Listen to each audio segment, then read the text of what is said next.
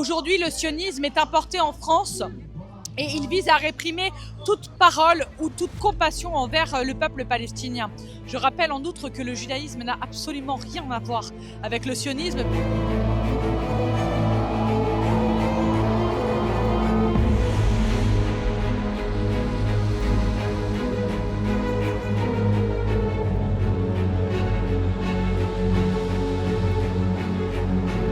On rappelle que c'est une loi d'une part liberticide, puisqu'elle veut rajouter des couches de répression pour les gens qui diraient du mal, non pas des Juifs, mais en vérité d'Israël, parce que ce qu'explique Madame Miadan, c'est que finalement, quand on dit du mal d'Israël, eh bien, ça veut dire que du coup, les gens vont haïr non pas Israël, mais les Juifs, et que ça va pousser à l'antisémitisme. Je veux dire qu'on confond Juifs et sionistes. C'est une loi qui est quand même très dangereuse pour la liberté d'expression en France en l'occurrence, puisque finalement elle entend sanctionner, elle élargit l'arsenal existant contre les lois qui luttent contre l'antisémitisme, et elle crée de nouveaux délits, en particulier elle créerait de nouveaux délits comme celui de provocation ou d'incitation à la destruction ou à la négation d'un État.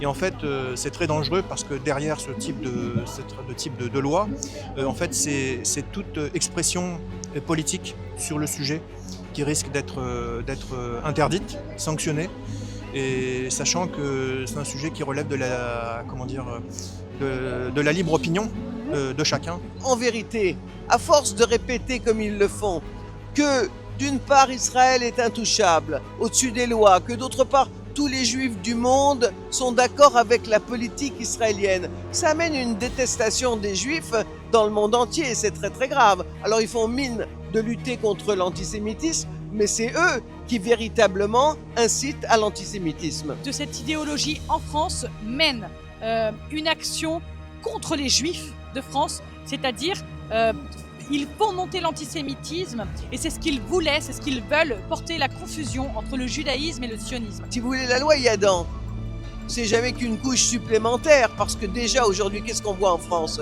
Plus de 800 militants qui ont défendu les droits des Palestiniens et qui sont poursuivis pour apologie de terrorisme. Et en revanche, le gouvernement français n'a pas déposé une seule plainte contre les gens qui font l'apologie des crimes contre l'humanité, l'incitation au génocide. Je rappelle quand même qu'aujourd'hui, elle représente les intérêts de l'État français et qu'en amenant cette loi, elle plébiscite les intérêts de l'État d'Israël.